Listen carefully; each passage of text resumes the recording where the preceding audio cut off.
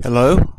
Today we're going to be looking at Chapter 10, and it is somewhat a continuation of the last chapter, and we'll actually come back to it again with the next chapter, or at least some of the ideas that are expressed here to me are very closely related. So in Chapter 10 we're talking about global inequality, and you can see here from this first slide, several of the things that we will look at together, and then of course in your textbook as well. And make sure you always read that completely. That's nothing better than that to actually prepare, and this will help as well. But the more exposure to the ideas that you have is just going to pay off dividends when it comes quiz and exam time. But anyway, we're going to look at the global divide in terms of inequality, and it is primarily in wealth and income that that divide is being talked about here. Stratification follows up in that layering of nations in the world system based upon, again, that income. So we've got just tons of information and charts that look at that point and continually come back to it. Alright, and then a perspective about the stratification within nations. One's a macro look, and this right here would be more of a micro look. Has several slides related to a case study, and then of course how this all relates together with inequality and social policy, and then maybe some things to think about in terms of welfare and similar type programs in Europe and North America. The next slide here gives us always questions to think about, and so a couple of them are listed. And so what economic and political conditions could help explain this difference we see between rich and poor nations, and that really could not be emphasized anymore. I think our textbook comes back to that over and over again, and so you can think on not just one way but both sides of that coin about the difference that we do see, the inequality between rich and poor nations. Alright, and then how this wealth is distributed, wealth and income distributed between or among the developing nations, and how can, for example, more wealthy industrialized nations help or harm this process. So maybe a couple other sub-questions under that is, how much opportunity does a person actually have to move up the social ladder? And then how do race and gender affect one's ability to move up or stay lower in these countries? Alright, next slide here talks about the global divide. And so inequality here is listed as a significant determinant of human behavior. So maybe the point they're trying to make here is where you find yourself on this income and wealth scale does influence some of the choices that people seem to make that affect their lives and the lives of others. And then how did we go from a period where most of human history everyone kind of struggled, was very similar because it was just really hard to live, let alone store up anything as a surplus, and by that really I mean wealth. But we've had, for example, the Industrial Revolution, where the bulk of human productivity has really occurred in the last 200 to 300 years from this point of view. Now, once, for example, you do have the rising productivity, the last little thing mentioned here on our slide talks about how living standards do increase. So people live longer, they can pursue other activities, they're not just relegated to the day-to-day grind in order to survive. And so some places of the world you can see the flourishing as a result of this productivity, and in places where you don't have this productivity, even today, many people struggle quite a bit. So for example, lifespan in the United States is getting close to 80. It's not quite there, but in Afghanistan it's 40, 45, something along those lines. But very differently how we would lead our lives if we knew that we were only going to be around, to mid-40s at best, versus, hey, I could live up to early 80s or even longer. Usually Americans might think, well, hey, will I have enough money to retire on? That's how long we sometimes live, and with our medicine that helps to extend our lives. Now, in terms of the world system, we're looking at stratification there, and so there's really 2 points of view, or 2 things to consider, and that is our industrialized nations and those that are not industrialized. So our book comes back to that. We could call them, third world countries versus the more industrialized, or first world, maybe another term to use. And then our book actually introduces another term that we'll see on one of our slides a little bit later, but it calls them core instead of industrialized nations, core nations, or a core system versus that of the periphery or semi-periphery nations. All right, but some other terms here that are listed: colonialism, and so that is really still the difference between the industrialized nations and the non, and it also points out the fact of, industrialized nations have sometimes enriched themselves on the backs of those nations, or at least that's one of the ideas of the theory. And so, what role do they play in bringing up the other nations, the less industrialized or the periphery nations, to a higher standard of living? What responsibility do multinational corporations play? So our chapter really focuses on that, and in terms of the wealth and income that some of these corporations have, our book, I think, tends to lean towards their contributions need to be more as well. And then modernization is that process by which all this productivity occurs and the standard of living increases. Better health care, better nutrition, living a longer lifespan, and better health. All right, so here's a quick snapshot. We've got lots of great graphs here to look at, and these are all in the textbook as well, because I think there's a couple of them that really are hard to see from the way the slides are presented. But here, the blue, the teal color is our developing nations, those that are lacking, and then the yellow, the limey color there is the industrialized nations. And you can see how the scales really aren't equal at all. So maybe another question is, why would we expect the scales to be equal anyway? Now, our book really takes the opposite point of view, is they need to be equal. But that's is that a realistic expectation to have? So we don't even have an equal standard of living within America for all Americans, or you could take it to a state level or to a local level, or whatever you want, and but that's, I think, really beyond the scope of the chapter. But at least that was something that came to my mind, is I think trying to make everybody exactly in the same boat is probably not a possible solution. All right, but maybe for the other point of view is that some of these life-threatening situations can be remedied if we want to do that. So got lots of things here to look at, and they're clearly in the favor of industrialized nations over those of developing.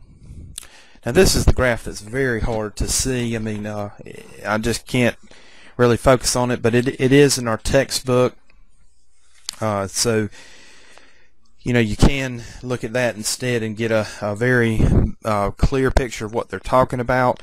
And again, it's just really another different look of what we saw in the previous slide, but nations that are doing well versus nations that are not. On the far left, we have the United States, and the legend there just shows that the income there is of the highest standard in the world. Our neighbor to the south, Mexico, is one shaded color behind, but that's a significant difference in income. And then over toward the middle and right-hand side of the picture, we see Pakistan and India, nations that we read about quite a bit, somewhat. And then most of Africa, they're of the lowest standard there. So people work very dangerous jobs, 6-7 days a week, no retirement, no health care, just to scrape on by. And what adults who work super long hours under tough conditions there, teenagers in the United States often make more. So we are fortunate to live where we are in the United States, and not to minimize our problems, but they sure could be more severe elsewhere, as wouldn't be hard to find here on this map. All right, but here on the next slide, introducing maybe a couple terms. I don't know been exposed to these before, but our chapter, really talks about them quite a bit. Colonialism, and that is the idea there that there are some nations who really exploit others and have quite a bit of control over others, and you really don't have to think back any further than your history class, and you can see, just that has been dominant throughout history there, but one nation that would rule over another. As a matter of fact, the American Revolution is where we tore free from those who had rule over us. So that's just filled throughout history, and so not surprising to see that. But now there's a new form of that, neo-colonialism there, but maybe not so much the physical dominance and power, but economically it would still be there. All right, we got a theory here of world systems analysis. And so that still does happen, but more on the economic side that I just mentioned there. And of course, one other thing mentioned is dependency theory, and that is how the strong really keep on staying strong or keep their position as strong in terms of financial dominance over others. They do what's in their best interest as a nation, financially speaking or economically speaking, and those that maybe that they dominate, they might help them, but not enough to where they truly break free and become on the same level as some of our previous slides were showing, that scale of equality or scale of justice in becoming equal. That's really just not in one's best economic perspective. You can think of it on an individual level as many people may give to charities, and they may give quite a bit, but they probably don't give to the extent that it would make the charity equal to the giver in terms of your economic standing. So again, here it seems kind of strange to actually expect one to do that, to give to where it really hurts, and is that in one's best interest to do that? Next slide here with globalization talks about, from all the many different nations. I believe there's roughly about 300 or slightly over 300 nations in the world today. Well, this idea here of globalization is the idea that, out of these many, we really have one dominant culture, one dominant global government that would also start to phase in, one culture or certain themes of one culture that would dominate. So would that be a good idea or a bad idea? I guess that's another question we could have asked there, and I guess some elements of that, have been introduced for some time. Think of the euro for the 17 European nations, one common currency there as an example. All right, here's our chart, our slide that really talks about the different types of nations out there, and there's many ways to look at them, but you can certainly see that the United States is a core nation there under this analysis of Wallerstein that we've been looking at for a couple slides now. All right, there's corporations out there, multinational, and they do exactly what it says, but they operate in multiple countries or nations around the world, and they often are some of the biggest of the big out there, the 800-pound gorilla, if you will. So think of Microsoft and Walmart and Exxon Mobil and all types of places or corporations and organizations like that really have revenue that is quite expensive. So I mentioned Walmart. I think every day they sell somewhere about $2 billion worth of goods. So every single day Walmart is selling that much material. Exxon, and for example, with their revenue, it is often higher, and our slides will show us this, than a lot of what some countries produce with everything that they have. But a single company has that much revenue. All right. So the next slide introduces our three big theories of sociology that we see chapter after chapter. That's how important they are, because they really can help to explain a lot of things that we see. And that's one of the goals that we have in sociology, is trying to explain a great wide range of behaviors by people or groups of people that we encounter. All right, so how can multinational corporations help according to the structural functionalist viewpoint? But really, I guess you could summarize all these things in the investment that they could make in order to help these countries who are lacking improve their financial standing. All right, so several things listed here, and that's what they all seem to have in common. The social conflict view when it comes to multinational corporations, now that's Karl Marx again. He's one of our three big theorists, at least for these points of view.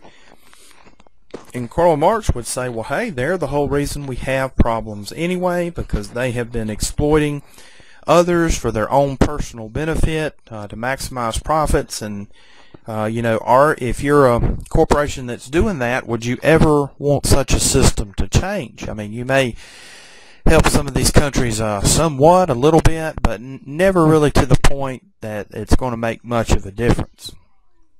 All right, but Marx would say you have continuing business cycles like this where corporations go in and do that. Guess what's going to happen? More and more inequality. So that means a lot of suffering and misery and going without for many people in these countries that are being exploited. So he would argue we need some type of situation where that was rectified.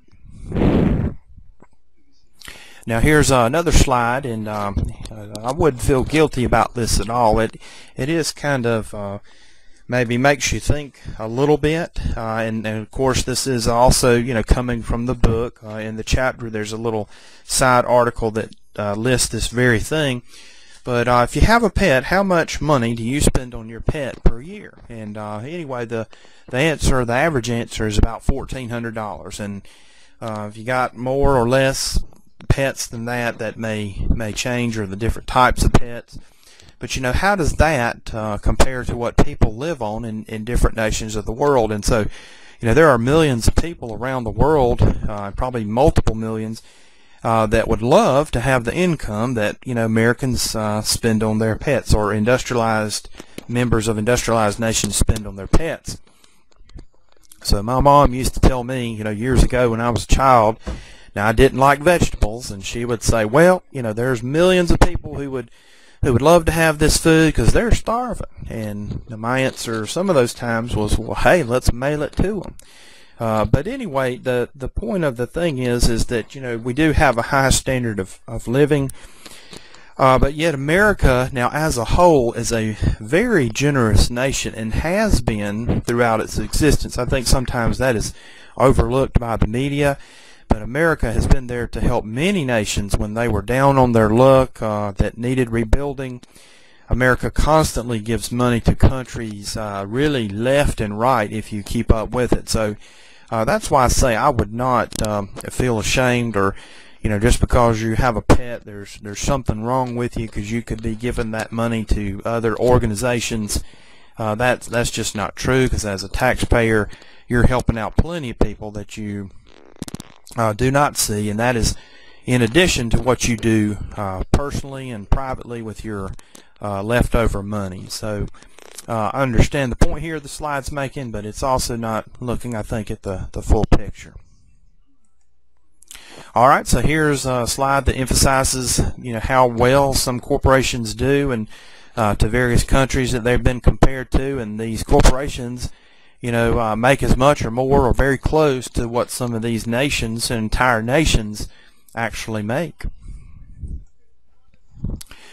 Alright, so poverty worldwide. Now here's another project that just seems like pennies is what's being asked to be given there, and that it's a good idea to help people there, but of course when you do things like this, there are administrative costs that you don't see that are taken out, and all types of things there. But it's going to take more than just pennies to actually make a difference. And like I say, there's never been a shortage of the poor, and this is not the only way to do it. The good idea there, but there's plenty of other charitable organizations that really stand in and pick up the slack that our chapter is just not taking into account.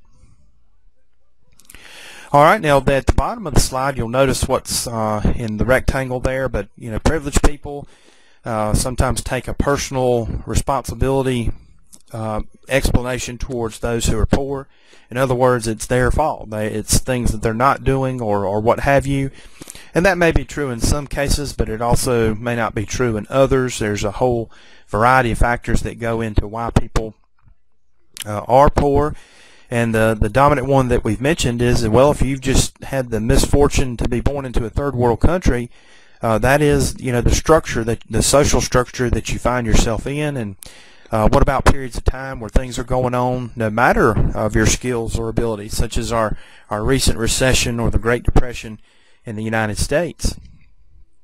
What about a sudden disaster, such as a weather emergency or what have you, that basically takes a person from a comfortable standard of living to one that's being threatened?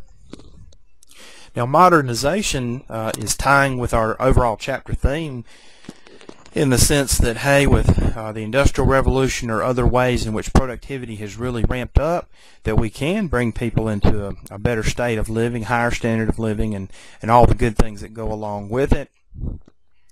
But this is in keeping with the structural functional point of view, that we can help those countries actually improve, and good things are coming for them. All right, but worldwide, we can see here again just how widespread in some parts of the planet it is, and from our perspective, we're on the left-hand side, and it's really size disproportionate. But on the right-hand side, I guess that's been overly resized there just to show you where it is. All right, now India and China are two of the coming superpowers, our economic superpowers, and so that represents almost about a third of the world's population, or getting kind of close to a third. But their standard of living has actually increased. Now that doesn't mean everybody has experienced that, but at least from in the past, they are making some progress, along the modernization theory that our chapter's talking about. I don't remember where I read it, but I read that there were approximately, a quarter to a third of the world's population that did live on, it was a little bit more than what our book mentions, but it was about $2 a day. And so, think if you had to do that, if you had to live on $2 a day, how would you do that? And for most of us, we just don't know what to do, because that's something we've never had to do, or rarely have we had to do it, and it's just unfathomable how you would actually survive doing that.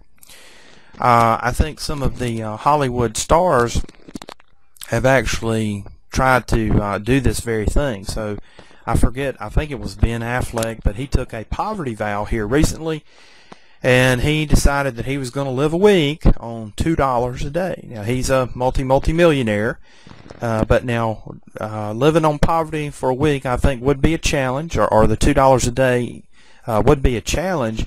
But now, if you're in poverty, do you have that luxury, where you can actually call a timeout and then, go back to what you were doing before? But I think that would be an eye-opening experience for one to take that challenge.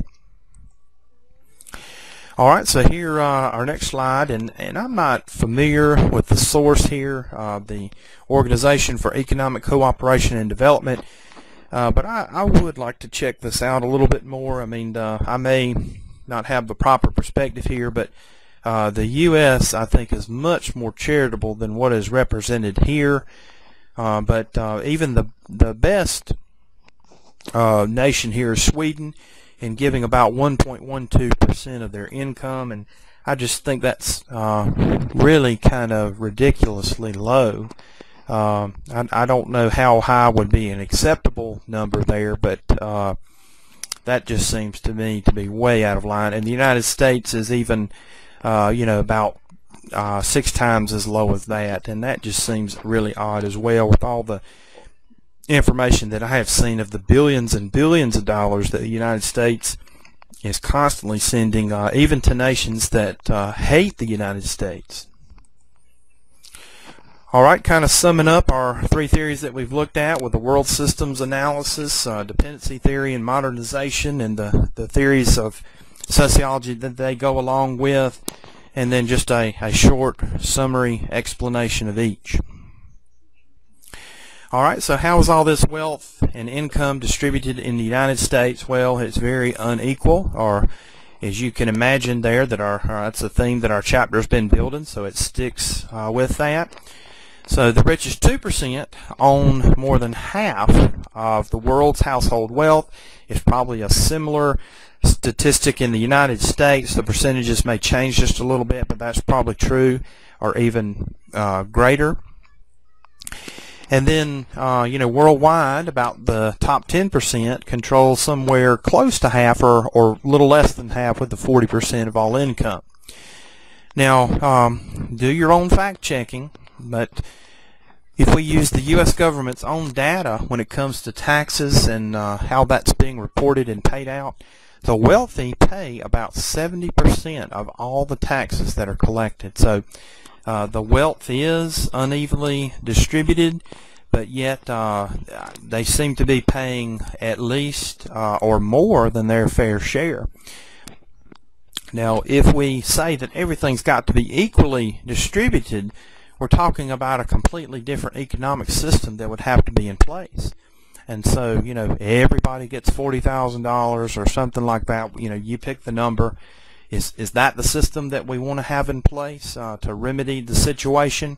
How are we going to redistribute wealth? And so that begins to be a very tricky situation there on how you're going to fix that. It's easy to see the problem, but the solution is much greater. Are much harder to conceive of. All right, with social mobility here on our next slide, we're looking at patterns of this social mobility through the generations, between generations there. So think of yourself and your parents and your grandparents just maybe as an example here.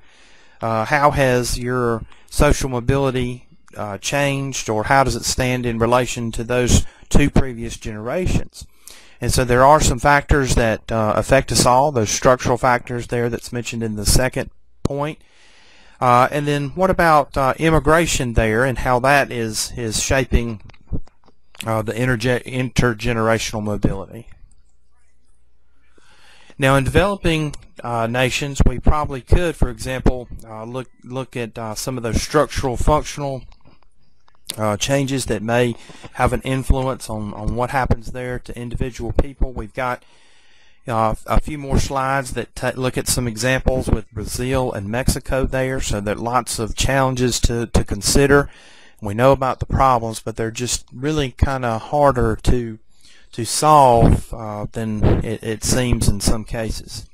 All right, what about, for example, with social mobility, gender differences there? So versus men's, and so we can look at it through race, we can look at it through gender, all types of viewpoints, and we're going to see the differences in mobility and stratification that are resulting in some of these inequalities that we see. The real solution there is how are we going to solve it? What type of system is going to make it fair and equal for everybody, even if something like that exists.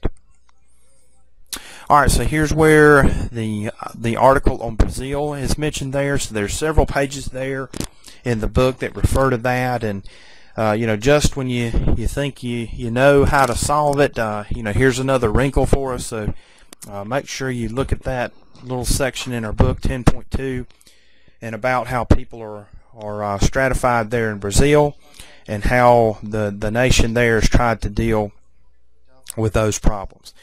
Now, one similarity that we have that's mentioned in this article to the United States is when we have affirmative action.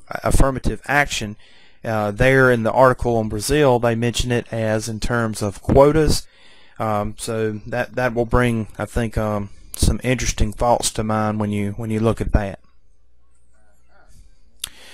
All right, so here's another chart there that shows us income and how it's distributed there. And really, one of the things we can take away from that chart is all nations have this problem of the inequality of income distribution. So For the United States, the government there is the one who redistributes income. So through the tax money that is paid in by individuals and corporations and all those things and all the different forms and all the different taxes, it is redistributed back to individuals based on programs and needs and things of that nature. So Social Security is one, and welfare is another, and Medicare, Medicaid are the real big programs in the United States that really cost a lot of the money. So the U.S. takes in about I think it's around $3 or a little over $3 trillion a year in taxes, and those programs that I just mentioned are probably about 70% of the money that they spend. So over $2 trillion was spent right there in the things I mentioned. All right, with Mexico, we talked about Brazil, but now switching to Mexico. But for example, we have lots of people there that are surviving on about $2 a day, and have a good article on that a lot of people who from Mexico work in the United States and actually send their money back home to help relatives and families, and so maybe some of Mexico's economy is roughly an extension there of the United States. More about the article there, so make sure that you read that one as well, not only the one on Brazil but the one on Mexico there. But we see some of the same problems in the United States in both Brazil and Mexico related to race and gender and the system of stratification and the unequal or inequality that we see in income and wealth distribution. Alright, so here's a little bit of the inequality there for gender. So women in Mexico, and we can see some of the highlights here. 46% of your labor force, but yet they are in the lowest paying of jobs there, and not really perceived as active contributors of households. Now in the United States, I had read an article some time ago, but how much do you think for someone staying at home, and usually this tends to be a woman's responsibility for the home. Not only does she have that of the home, but also working outside the home, so that's often referred to as the second shift. But my question is this, when you talk about someone who is keeping up the home in terms of cleaning, cooking, and all the chores that are needed inside the house, how much would it cost if you had to pay somebody to do that for you? And the answer to that is an astounding $120,000. Okay, so it's a very valuable thing. It costs a lot of money, but yet now, how often are women in the United States recognized for that contribution? A lot of times people say, oh, well, you just stay home and watch TV and watch your soaps and take naps and things of this nature that couldn't be farther from the truth.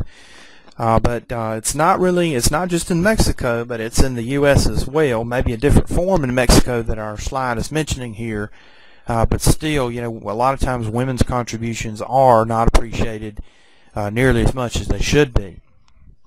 Another sociology book I had a chart, and it basically showed around the world, but it broke down home and housework, house chores, and it was only the chart was looking at men and women who did what, and it was broken down in percentages, but there was not anywhere in the world where men did any more than a third of the chores at home. Now I know individual cases may differ, and so we may have somebody out there who says, well, hey, I'm a male and I do it all and my wife works out. Well, that may be true, but when we look at, for example, the whole group within the United States, that's really what that graph was referring to, or the graph I mentioned was referring to. Alright, so here with our case study in Mexico, they mentioned how some individuals who are working in the United States send back a lot of that money. So at least $22 billion is the estimate that is given for our book, and some kind of interesting terms are used here with borderlands and the remittance that constitutes that money being sent back home. Alright, so here is a graphical representation of what they mean by the borderlands, and they also are showing here with immigration and Some of the places in the news that we've heard about, especially there in Arizona, if you look near their border with Governor Jan Brewer, who's been in the news quite a bit, that was one of the highest rates there on our map. All right, so maybe we should rethink welfare in North America and Europe. Part of the financial crisis that we're having is there's just too many benefits that are really being paid out. If you read in the articles that are mentioned along with this stuff, so that means people are going to have to accept less in the future as their, for example, Social Security benefits that you and I have been paying in, and that was the promise we had with the government. Maybe we won't get that in the future. So we've got to somehow rethink these programs. At least that's the idea being introduced here on this slide. All right, so the government usually does step in, and these were government programs, but what exactly is their responsibility, and what exactly is the individual person's responsibility in this scenario?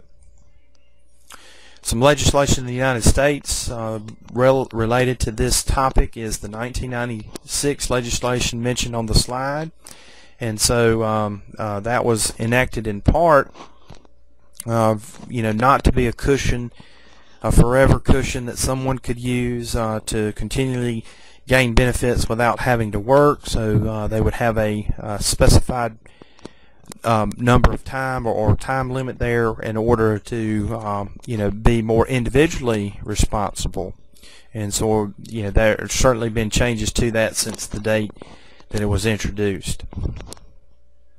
All right, so now comparison. Our slide here mentions that Europe actually spends more on these programs than the United States does. So maybe one example that we could use to help substantiate that claim is Sweden. So Sweden was one of in our charts earlier, but they have a very high tax rate. If you're going to have these government programs, that means you're going to have to give up some of your freedoms, and you're going to have to give up some of your income, or a lot of your income in some cases there, depending on how much security you want. So that's kind of an issue that everybody has to figure out for themselves. If you do give up your freedoms, it's for that security, and if you don't want the security, then these programs would be funded a lot less than they are.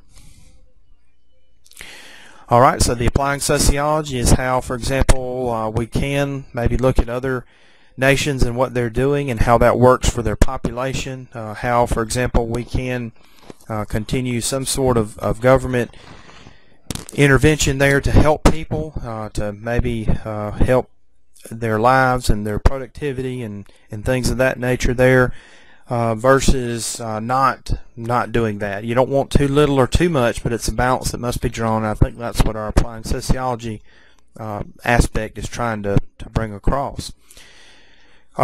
Maybe our author leans a little bit towards more intervention. I think that's at least my opinion from this chapter, and that may be right or wrong. You can decide what you think for yourself. Now, corporate welfare, that seems to be ironic, but there are many tax breaks that are given to corporations that maybe that individuals should receive instead. So I know one recent movie here this summer was Iron Man 3, and that was actually filmed partially in Wilmington, North Carolina, but they were given about $30 million in tax breaks to come to Wilmington. So that's a good example of corporate welfare. I had a student one time, and I think it was the Milwaukee Brewers, but they're a professional baseball team. But anyway, part of his paycheck, there were dues taken out of his check to help pay for the Milwaukee Brewers stadium. And of course, there's also been some chatter here recently about how the Carolina Panthers want a new stadium upgrade, and they want taxpayers to help foot the bill. So these are all good examples of corporate welfare. Now, if you happen to own an NFL team, chances are you may be a billionaire. You're definitely a millionaire. But do you really need tax breaks and tax incentives, and especially from citizens, to help support your football team? And usually the answer to this is if they don't get the money, a lot of the teams will leave and go to somewhere that will. That's exactly what happened with Iron Man. Wilmington was not their first choice, but Wilmington gave them more than anybody else, and so that's why they came here to film that movie. All right, and the last slide here to end Chapter 10 is more about the policy there. And so, what or which of these policies need to be instituted to help not only with the stratification, not only with the modernization, but to help people have a richer, fuller life. For example, in different nations, whether it be Europe or North America, most people, for example, do want low taxes, but they also want help when they need it. So these are, again, more aspects that it's easy to see the problem, but it's often very difficult to institute a solution. This brings us to the end of the chapter, and thank you for your time, and I hope this has helped, and I will talk to you again soon.